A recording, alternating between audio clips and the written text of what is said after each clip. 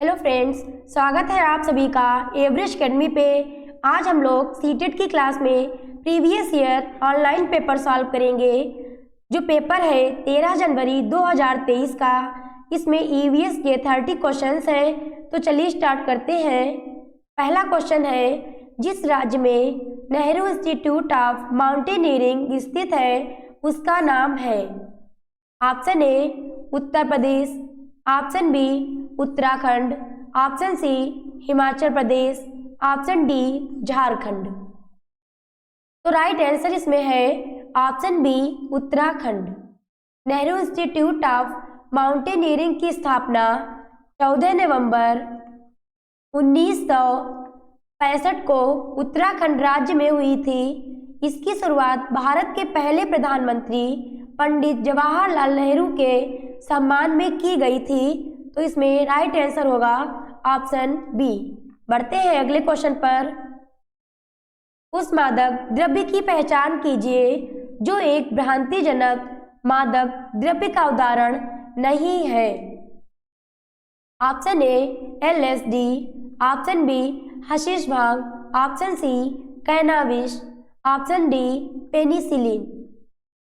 तो right answer इसमें है ऑप्शन डी पेनिसिलिन। पेनिसिलिन जो है यह एक भ्रांतिजनक मादक द्रव्य का उदाहरण नहीं है।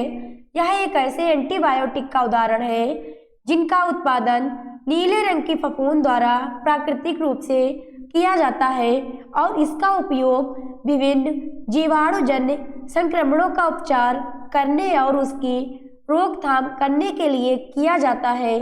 और एलएसडी, हशीश भांग, कैनाबिस ये भ्रांतिजनक मादक द्रव्य के उदाहरण है। तो राइट आंसर इसमें है ऑप्शन डी। बढ़ते हैं अगले क्वेश्चन पर। जल संरक्षण में संलिप्त अलवर जिले से भारत का जल पुरुष कहे जाने वाले इस पर्यावरणवादी का नाम है। Option A Jadav Payeng, option B Rajendra Singh, option C Medha Patkar, option D Abid Surti. तो राइट आंसर इसमें है ऑप्शन बी राजेंद्र सिंह। राजेंद्र सिंह भारत में राजस्थान के अलवर जिले से एक प्रसिद्ध जल संरक्षणवादी हैं और इन्हें भारत के जल पुरुष के नाम से भी जाना जाता है। तो राइट आंसर इसमें है ऑप्शन बी। बढ़ते हैं अगले क्वेश्चन पर। वह प्रतिरूप जो कश्मीरी हाउस बोट पर चौखटी आरा पहेली के जैसा दिखाता है वह है।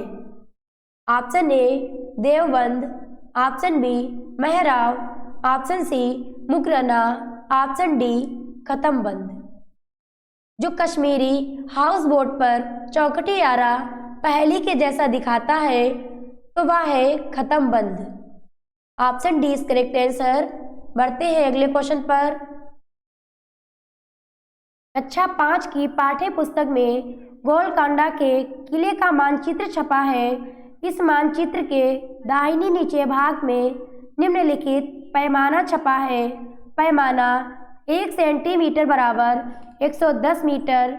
यदि इस मानचित्र पर फतेह दरवाजा और बंजारा दरवाजा के बीच की दूरी 13.7 सेंटीमीटर है तो इन दोनों स्थानों की वास्तविक दूरी है। तो पैमाने पर 1 सेंटीमीटर बराबर 110 मीटर है। 1 मीटर में 100 सेंटीमीटर होते हैं। तो 110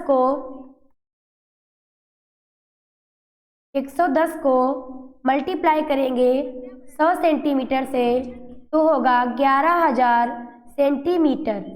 यदि फतेह दरवाजा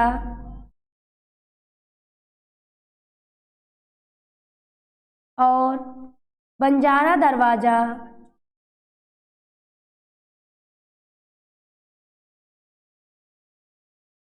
के बीच की दूरी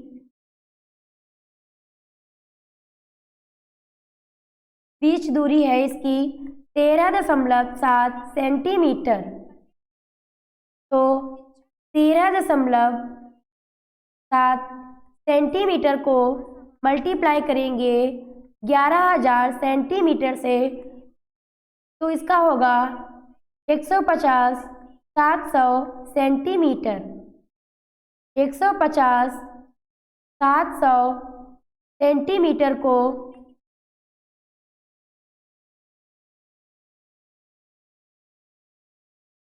डिवाइड करेंगे 100 से, तो इसका होगा 1507 सेंटीमीटर। 1 किलोमीटर में 1000 मीटर होते हैं, तो 1507 सेंटीमीटर को 1000 से भाग देंगे तो इसका आंसर निकल के आएगा 1.507 किलोमीटर। तो राइट आंसर इसमें है ऑप्शन बी। बढ़ते हैं अगले क्वेश्चन पर। एक पारिस्थितिक वातावरण के पिरामिड में तीसरा पोषण स्तर है। तो एक परितंत्रीय पिरामिड में 3 पोषण स्तर होते हैं। प्रथम पोषण स्तर, द्वितीय पोषण स्तर और तृतीय पोषण स्तर। प्रथम पोषण स्तर में हरे पौधे सौर ऊर्जा को खाद्य ऊर्जा में बदलते हैं, इसीलिए उन्हें प्रथम पोषण स्तर कहते हैं। और द्वितीय पोषण स्तर उन शाकाहारियों का होता है जो इन पौधों से अपना भोजन प्राप्त करते हैं। और इसी तरह तृतीय पोषण स्तर में उन शाकाहारियों को खाने वाले मांसाहारियों को रखा जाता है, तो उन्हें तृतीय पोषण स्तर कहते हैं। तो इसमें राइट आंसर होगा ऑप्शन डी, मांसाहारी। बढ़ते हैं अगले क्वेश्चन पर। दिल्ली से मुंबई यात्रा करते हुए गौरव जानी निम्नलिखित राज्यों में से किन छोटे बड़े राज्यों से गुजरे? तो चलिए इसके लिए मैप में देखेंगे। गौरव जानी जो है वो दिल्ली से यात्रा करते हुए वो किन राज्यों से गुजरेंगे? तो राज्य होंगे राजस्थान, गुजरात और महाराष्ट्र। ये 3 राज्यों से गुजरेंगे। तो चलिए ऑप्शन में देखते हैं। ऑप्शन होगा गुजरात, महाराष्ट्र और राजस्थान। तो राइट आंसर इसमें है ऑप्शन बी। बढ़ते हैं अगले क्वेश्चन पर। मनाली में चमेली किस प्रकार के आवास में रहती है? ऑप्शन ए, प्रबल बांस के खंभों से बने घर में। ऑप्शन बी, खपरेल के मिट्टी के घर में। ऑप्शन सी, पत्थर या लकड़ी से बने घर में। ऑप्शन डी, बहुमंजिला घर में। तो मनाली में चमेली पत्थर या लकड़ी से बने घर में रहती है। तो राइट आंसर इसमें है ऑप्शन सी। मनाली जो है एक पहाड़ी इलाका है, यहाँ बारिश बहुत होती है और बर्फ भी पड़ती है। तो इस करेक्ट आंसर है ऑप्शन सी। बढ़ते हैं अगले क्वेश्चन पर। गेहूं से हम विविध प्रकार के खाद्य व्यंजन बना सकते हैं। निम्नलिखित में से कौन से खाद्य गेहूं द्वारा नहीं बनाए गए? ऑप्शन ए, उत्पम तथा डोसा। ऑप्शन बी, चपाती तथा केक। ऑप्शन सी, हलवा तथा पूरी। ऑप्शन डी, स्लाइस ब्रेड तथा पुआ। तो गेहूं से हम विविध प्रकार के खाद्य व्यंजन बना सकते हैं, जैसे गेहूं के आटे की चपाती, केक, हलवा, पूरी, स्लाइस ब्रेड तथा पुआ आदि बना सकते हैं। लेकिन गेहूं से उत्पम तथा डोसा नहीं बनाया जाता है। ये दोनों व्यंजन चावल तथा दाल को पीसकर बनाए जाते हैं। तो राइट आंसर इसमें है ऑप्शन ए। बढ़ते हैं अगले क्वेश्चन पे। आहारी रेशों के विषय में निम्नलिखित में से कौन सा सत्य नहीं है? ऑप्शन ए, हमारे शरीर को पोषण देना। ऑप्शन बी, रुक्षांश भी कहा जाता है। ऑप्शन सी, हमारे शरीर को अपाचित भोजन से छुटकारा पाने में मदद करते हैं। ऑप्शन डी, मुख्यतः पौधों द्वारा प्रदान किए जाते हैं। जो आहारी रेशे जो होते हैं वो मुख्यतः पौधों द्वारा प्रदान किए जाते हैं और हमारे शरीर को अपाचित भोजन से छुटकारा पाने में मदद भी करते हैं और उनको रुक्षांश भी कहा जाता है। तो ये ऑप्शन जो है ये तीनों सत्य हैं और ये ऑप्शन जो है ये गलत है, तो इसमें नहीं पूछा गया है, तो ये ऑप्शन गलत होगा। ये हमारे शरीर को कोई पोषक तत्व प्रदान नहीं करते हैं, तो राइट आंसर है इसमें ऑप्शन ए। बढ़ते हैं अगले क्वेश्चन पर। पाठ अमृता की कहानी में ग्राम खेजड़ली को उसका नाम मिला। ऑप्शन ए पूर्वजों से, ऑप्शन बी वहाँ निवास करने वाले बच्चों से, ऑप्शन सी वहाँ उगने वाले वृक्षों से, ऑप्शन डी पंचायत के सदस्यों से। तो पाठ अमृता की कहानी में खेजड़ली भारत के राजस्थान के जोधपुर राज्य का एक गांव है। कस्बे का नाम वहाँ उगने वाले वृक्षों से मिला है, तो ऑप्शन सी इस करेक्ट आंसर है। पढ़ते हैं अगले क्वेश्चन पर। बंगाल की खाड़ी के 3 तटवर्ती प्रदेश राज्य हैं, तो इसमें बंगाल की खाड़ी के 3 तटवर्ती राज्य कौन कौन से हैं? तो चलिए मैप में देखेंगे। इधर साइड में है बंगाल की खाड़ी और इधर साइड में है अरब सागर। तो बंगाल की खाड़ी पर राज्य हैं पश्चिम बंगाल, ओडिशा, आंध्र प्रदेश, तमिलनाडु। ये बंगाल की खाड़ी पर स्थित है और अरब सागर में राजस्थान, गुजरात, महाराष्ट्र, कर्नाटक, केरल ये अरब सागर में स्थित है। तो पहला ऑप्शन है केरल, ये गलत होगा क्योंकि ये अरब सागर में स्थित है और तमिलनाडु बंगाल की खाड़ी पर स्थित है, तो ये ऑप्शन गलत है। ऑप्शन बी तमिलनाडु, आंध्र प्रदेश, ओडिशा, तो ये तीनों राज्य जो है ये बंगाल की खाड़ी पर स्थित है, तमिलनाडु, आंध्र प्रदेश और उड़ीसा। तो राइट आंसर इसमें है ऑप्शन बी।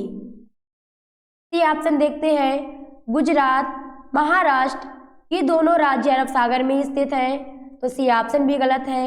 ऑप्शन डी पश्चिम बंगाल, ओडिशा, केरल, केरल ये अरब सागर में स्थित है, तो डी ऑप्शन भी गलत है।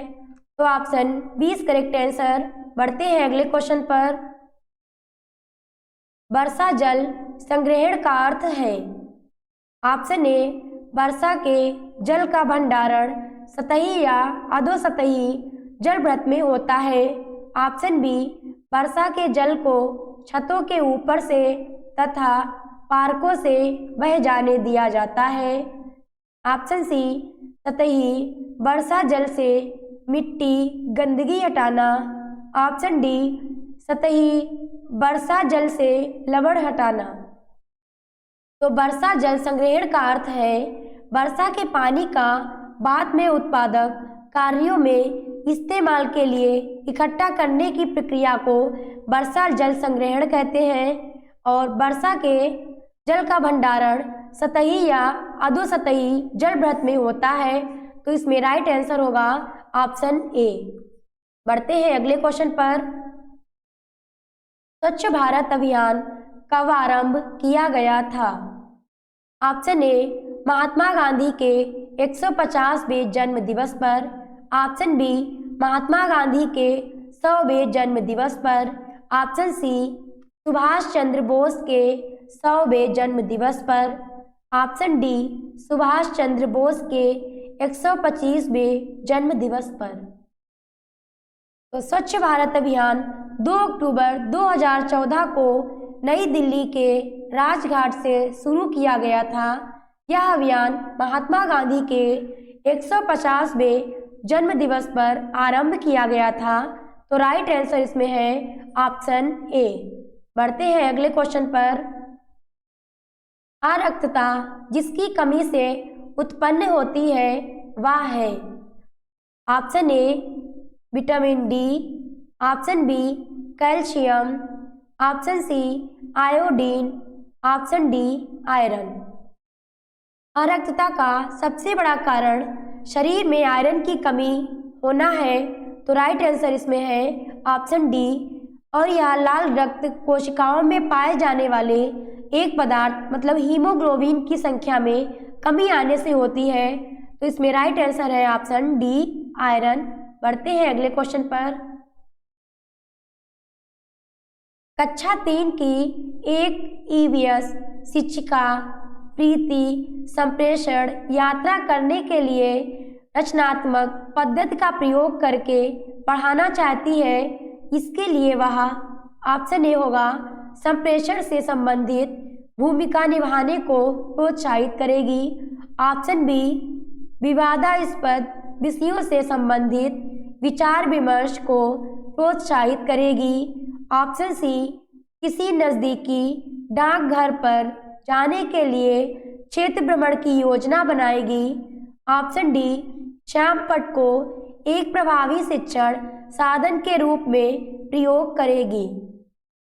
तो कक्षा 3 की एक ईवीएस शिक्षिका है प्रीति संप्रेषण यात्रा थीम के लिए रचनात्मक पद्धति का प्रयोग करके पढ़ाना चाहती है और उसके लिए वह नज़दीकी डाकघर पर जाने के लिए क्षेत्र भ्रमण की योजना बनाएगी। इससे जो है किसी छात्र को भ्रमण के द्वारा एक दूसरे से परस्पर संप्रेषण करते हुए वास्तविक परिस्थितियों से जुड़कर उनका प्रत्यक्ष अनुभव प्रदान करें, क्योंकि भ्रमण ऐसी अवधारणाओं विचारों तथा सृजनात्मक व्यवहारिक अनुभवों का परिचित कराता है जिन्हें कक्षा के वातावरण में प्रदान नहीं किया जा सकता है। तो इसमें राइट आंसर हो जाएगा ऑप्शन सी। बढ़ते हैं अगले क्वेश्चन पर। लोक कथाएं पर्यावरण अध्ययन शिक्षण के लिए एक महत्वपूर्ण संसाधन है। निम्नलिखित में से कौन से कथन इस तथ्य की उपर्युक्त व्याख्या प्रदान करते हैं? पहला कथन है, ऑप्शन ए कथन है लोक कथाएं बच्चों की कल्पना का विकास करती हैं। कथन बी लोक कथाएं बच्चों को अपने परिवेश से जोड़ती हैं। कथन सी लोक कथाएं बच्चों को पर्यावरण के बारे में नैतिक संदेश देती हैं। कथन डी लोक कथाएं बच्चों में रुचि का विकास करती हैं। कथन ई लोक कथाएं बच्चों में सृजनात्मकता का विकास करती हैं। लोक कथाएं पर्यावरण अध्ययन शिक्षण के लिए एक महत्वपूर्ण संसाधन है, क्योंकि ये बच्चों में कल्पना का विकास करती हैं और बच्चों को अपने परिवेश से जोड़ती हैं। और लोक कथाएं बच्चों में सृजनात्मकता का विकास करती हैं। तो कथन ए बी और ई सही है, तो इसमें राइट आंसर है ऑप्शन सी। बढ़ते हैं अगले क्वेश्चन पर। प्राथमिक स्तर पर पर्यावरण अध्ययन के शिक्षण अधिगम में सामूहिक क्रियाकलाप। ऑप्शन ए असमान शिक्षार्थियों को सीखने की प्रक्रिया में सम्मिलित करने के लिए सहायक होते हैं। ऑप्शन सी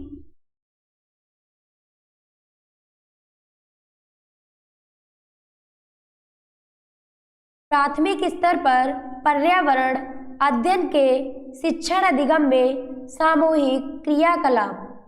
ऑप्शन ए असमान शिक्षार्थियों को सीखने की प्रक्रिया में सम्मिलित करने के लिए सहायक होते हैं। ऑप्शन बी शिक्षक को सरलता से छात्रों का मूल्यांकन करने देते हैं। ऑप्शन सी सभी छात्रों को प्रतिस्पर्धा को प्रोत्साहित करते हैं। ऑप्शन डी विस्तृत प्रकार के कृत्यों एवं कौशलों को सम्मिलित करने में सहायक होते हैं। तो प्राथमिक स्तर पर पर्यावरण अध्ययन के शिक्षण अधिगम में सामूहिक क्रियाकलाप असमान शिक्षार्थियों की सीखने की प्रक्रिया में सम्मिलित करने के लिए सहायक होते हैं। तो राइट आंसर इसमें है ऑप्शन ए। बढ़ते हैं अगले क्वेश्चन पर। रचनात्मक मूल्यांकन के प्राथमिक उपकरणों साधनों में है। ऑप्शन ए वार्षिक अथवा अर्धवार्षिक परीक्षाएं। ऑप्शन बी सामूहिक परियोजनाओं नियत कार्यों पर कार्य करना। ऑप्शन सी छात्रों के प्रदर्शन के बारे में अंतिम निर्णय लेना। ऑप्शन डी पास अथवा फेल होने वाले छात्रों की संख्या के आधार पर छात्रों की सफलता का निर्धारण करना। तो प्राथमिक उपकरणों में सामूहिक परियोजनाओं या नियत कार्यों पर कार्य करना ये उपकरण है। तो ऑप्शन 20 करेक्ट आंसर होगा। बढ़ते हैं अगले क्वेश्चन पर। कक्षा 5 का विद्यार्थी अनिल अपने शिक्षक कृष्ण से पूछता है कि ऐसा क्यों है कि पत्थर पानी में डूब जाता है लेकिन कागज नहीं। कृष्ण को क्या करना चाहिए? ऑप्शन ए ठोस की अवधारणा के बारे में समझाइए। ऑप्शन बी पत्थर भारी है और कागज हल्का, इसकी व्याख्या करें। ऑप्शन सी अनिल से कहें कि यह पता लगाएं कि कौन सी चीज़ें पानी में डूब जाती हैं और यह कहें कि चीज़ें पानी में क्यों डूब जाती हैं आप अपनी अन्य बड़ी कक्षाओं में पढ़ेंगे। ऑप्शन डी अनिल से कहें कि पत्थर और कागज की तुलना करें और उत्तर ढूंढें। तो कक्षा 5 का विद्यार्थी है अनिल अपने शिक्षक कृष्ण से पूछता है कि ऐसा क्यों है कि पत्थर पानी में डूब जाता है लेकिन कागज नहीं। तब कृष्ण को अपनी कक्षा के विद्यार्थियों को ठोस की अवधारणा के बारे में समझाते हुए यह बताना चाहिए कि जिन ठोस वस्तुओं का घनत्व जल के घनत्व से ज़्यादा होता है वह जल में डूब जाता है तथा जिन ठोस वस्तुओं का घनत्व जल के घनत्व से कम होता है वे जल में डूबते नहीं हैं बल्कि तैरते रहते हैं। जैसे पत्थर का घनत्व जल के घनत्व से ज़्यादा है तो यह जल में डूब जाएगा, जबकि कागज का घनत्व जल के घनत्व से कम है तो यह डूबेगा नहीं बल्कि तैरेगा। तो इसमें राइट आंसर होगा ऑप्शन ए।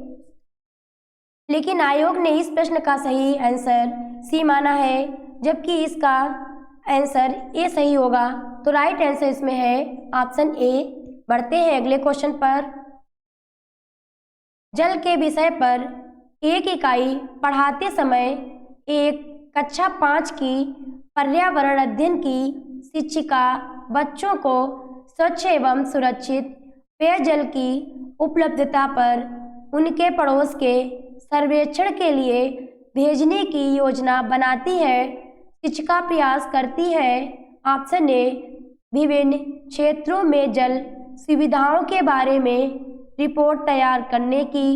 ऑप्शन बी सामाजिक पहलुओं को पर्यावरणीय कारकों के साथ एकीकृत करने की।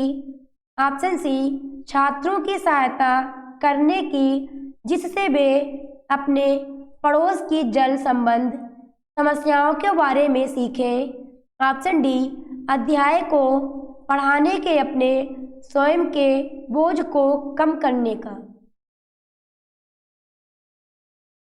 तो इस प्रक्रिया द्वारा शिक्षिका सामाजिक पहलुओं के बारे में पर्यावरणीय कारकों के साथ एकीकृत करने का प्रयास करती है। तो इसमें राइट आंसर होगा ऑप्शन बी। बढ़ते हैं अगले क्वेश्चन पर। तानी ने एक कहानी पढ़ी जिसमें एक लोमड़ी आलू बुखारा खाना चाहती है पर वो एक ऊंचे पेड़ पर लगे आलू बुखारा तक नहीं पहुंच पाती है। लोमड़ी यह कहते हुए चली जाती है कि आलू बुखारा खट्टा है। तानी ने पहले कभी आलू बुखारे का फल नहीं देखा, लेकिन कहानी पढ़ने के बाद वह यह जानती है कि आलू बुखारा एक फल है।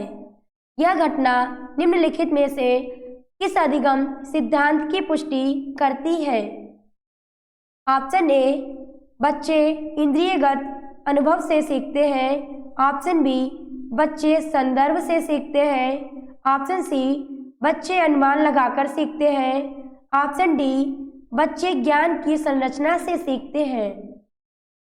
तो राइट आंसर इसमें होगा ऑप्शन बी, बच्चे संदर्भ से सीखते हैं, जिसका तात्पर्य है कि सभी भौतिक, सामाजिक, संस्थागत और व्यक्तिगत कारक जो भी आसपास के वातावरण में शामिल हैं, ये सभी बच्चों में अवधारणाओं की समझ विकसित करते हैं। तो इसमें राइट आंसर है ऑप्शन बी। बढ़ते हैं अगले क्वेश्चन पर। ईवीएस में करके सीखने के प्रत्यय का अर्थ है। ऑप्शन ए, कक्षा में बहुत सी शिक्षण सामग्रियों, साधनों का उपयोग। ऑप्शन बी, पढ़ाते समय बहुत से प्रश्नों को शामिल करना। ऑप्शन सी, विभिन्न प्रकार के व्याख्यानों तथा स्पष्टीकरणों का प्रयोग। ऑप्शन डी, भूमिका निभाना तथा परियोजना कार्य सम्मिलित करना। तो ईवीएस में करके सीखने का अर्थ है भूमिका निभाना तथा परियोजना कार्य सम्मिलित करना। तो राइट आंसर इसमें है ऑप्शन डी। बढ़ते हैं अगले क्वेश्चन पर। मनोरमा अपने विद्यार्थियों से पूछती है कि उनके आसपास रहने वाले जीवों में कितने पैर हैं। एक पर्यावरण अध्ययन अध्यापक के रूप में इस गतिविधि के पीछे के सबसे उपयुक्त उद्देश्य कौन से होने चाहिए। पहला है विद्यार्थियों को जानवरों के विभिन्न शरीर अंगों से अवगत कराना। बी, विद्यार्थियों में जंतु जगत की विभिन्नता के प्रति सराहना विकसित करना। सी, विद्यार्थियों की स्वाभाविक जिज्ञासा को पोषित करना। डी, विद्यार्थियों को अवलोकन एवं खोज के अवसर प्रदान करना। तो इस गतिविधि के द्वारा मनोरमा विद्यार्थियों में जीव जंतु की विभिन्नता के प्रति सराहना विकसित करना चाहती है और मनोरमा का उद्देश्य विद्यार्थियों की स्वाभाविक जिज्ञासा को पोषित करना है, क्योंकि वे इस गतिविधि में आसपास के जीवों का अवलोकन करके पता लगाने के लिए उत्सुक रहेंगे कि किनके 4 पैर हैं और विद्यार्थियों को अवलोकन एवं खोज के अवसर प्रदान कराना। तो इसमें आंसर है बी, सी और डी। तो राइट आंसर इसमें है ऑप्शन ए। बढ़ते हैं अगले क्वेश्चन पर। रोहन शिक्षक से शिकायत करता है कि सैम को एक कीड़े ने काट लिया है और वह उसे कुचल रहा है। शिक्षण शास्त्र के संबंध में शिक्षक का सबसे उपयुक्त व्यवहार क्या होना चाहिए। ऑप्शन ए, सैम से बात करके उसे कीड़े को कुचलने से मना करेंगे। ऑप्शन बी, प्राथमिक उपचार करके सैम को डॉक्टर के पास ले जाएंगे। ऑप्शन सी, सैम से कहेंगे कि जीवों को मारना क्रूरता है और उसे दंड देंगे। ऑप्शन डी, सैम से पूछेंगे कि अगर सभी कीड़ों को मार दिया जाए तो क्या होगा। तो शिक्षण शास्त्र के संबंध में शिक्षक का सबसे उपयुक्त व्यवहार होगा कि वह सैम से बात करके उसे कीड़ों को कुचलने से मना करेंगे। तो राइट आंसर इसमें है ऑप्शन ए, क्योंकि पर्यावरण शिक्षण का एक उद्देश्य विद्यार्थियों को हिंसात्मक होने से बचाना भी है, जिसमें जीव जंतु के प्रति दया का भाव रखते हुए उनके शिक्षण के विभिन्न तरीकों का अध्ययन कराया जाता है। तो इसमें राइट आंसर है ऑप्शन ए। बढ़ते हैं अगले क्वेश्चन पर। प्राथमिक स्तर पर ईवीएस पढ़ाने की समस्या समाधान विधि में वांछनीय है। ऑप्शन ए, बच्चों की पढ़ने एवं लिखने के कौशलों को विकसित करने के लिए। ऑप्शन बी, चार्ट एवं चित्रों के महत्व को उजागर करने के लिए। ऑप्शन सी छात्रों को स्वतंत्र रूप से कार्य करने के लिए प्रोत्साहित करने के लिए। ऑप्शन डी जटिल सामाजिक समस्याओं को उजागर करने के लिए। तो प्राथमिक स्तर पर ईवीएस पढ़ाने की समस्या समाधान विधि में छात्रों को स्वतंत्र रूप से कार्य करने के लिए प्रोत्साहित करने के लिए समस्या समाधान विधि वांछनीय है। तो राइट आंसर इसमें है ऑप्शन सी। बढ़ते हैं अगले क्वेश्चन पर। प्राथमिक स्तर पर एनसीईआरटी द्वारा अनुशंसित पर्यावरण अध्ययन पाठ्यचर्या अनुदेशात्मक, सुझावात्मक, घोषणात्मक, अन्वेषात्मक है। तो प्राथमिक स्तर पर एनसीईआरटी द्वारा अनुशंसित पर्यावरण अध्ययन का उद्देश्य सुझावात्मक और अन्वेषणात्मक है। तो राइट आंसर इसमें है बी और D, option C is correct answer. बढ़ते हैं अगले क्वेश्चन पर। जैसे जैसे बच्चा कक्षा 3 से कक्षा 5 में आता है, पर्यावरण अध्ययन पाठ्यचर्या बच्चे की दुनिया के बारे में समझ को निम्नलिखित क्रम में विस्तारित करते हैं। ऑप्शन ए देश, शहर, मोहल्ला, माता पिता, स्वयं। ऑप्शन बी देश, शहर, मोहल्ला, स्वयं, माता पिता। ऑप्शन सी स्वयं, माता पिता, मोहल्ला, शहर, देश। ऑप्शन डी माता पिता, स्वयं, मोहल्ला, शहर, देश। तो जैसे जैसे बच्चा कक्षा 3 से कक्षा 5 में जाता है तो पर्यावरण अध्ययन पाठ्यचर्या बच्चों की दुनिया के बारे में समझ के लिए सबसे पहले वह स्वयं से सीखेगा, फिर माता पिता से, मोहल्ला से, शहर, फिर देश से। तो इसमें राइट आंसर इसमें है ऑप्शन सी। बढ़ते हैं अगले क्वेश्चन पर। प्राथमिक कक्षा के छात्रों को परिवार थीम पढ़ाते समय एक उचित क्रियाकलाप में शामिल हो सकता है। ऑप्शन ए बच्चों को प्राकृतिक पैदल सैर के लिए ले जाना। ऑप्शन बी बच्चों से कहना कि वे अपने परिवार के सदस्यों की रुचियों के बारे में लिखें। ऑप्शन सी परिवार में लड़कों एवं लड़कियों की संख्या की गिनती करना। ऑप्शन डी उनसे अपने प्रिय अध्यापक के बारे में बात करने के लिए कहना।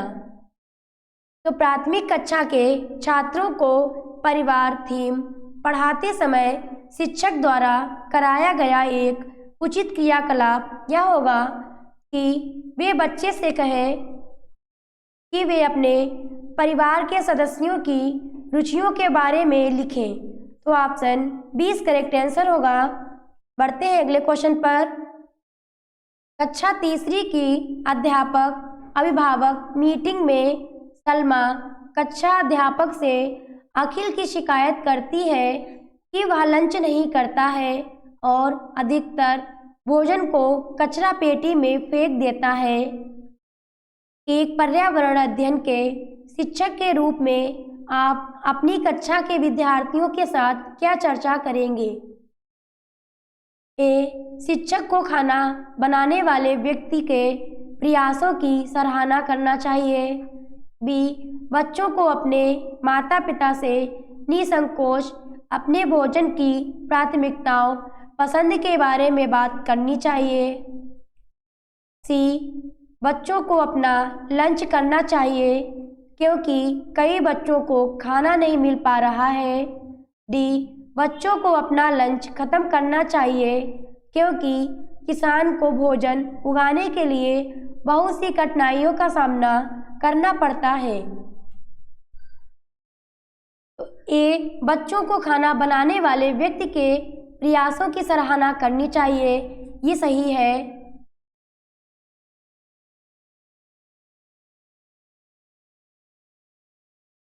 सी बच्चों को अपना लंच करना चाहिए क्योंकि कई बच्चों को खाना नहीं मिल पा रहा है। शिक्षक को यह बताना चाहिए कि बहुत सारे ऐसे वंचित बच्चे हैं जो गरीबी व आर्थिक तंगी से बच्चों को अपना लंच करना चाहिए, क्योंकि कई बच्चों को खाना नहीं मिल पा रहा है। और डी, बच्चों को अपना लंच खत्म करना चाहिए, क्योंकि किसान को भोजन उगाने के लिए बहुत सी कठिनाइयों का सामना करना पड़ता है। तो ऑप्शन ए, सी और डी सही है। तो राइट आंसर इसमें है C option is correct answer. तो फ्रेंड्स, ये आप लोगों के 30 क्वेश्चंस कंप्लीट होते हैं। मिलते हैं नेक्स्ट क्लास में। Thank you, bye bye.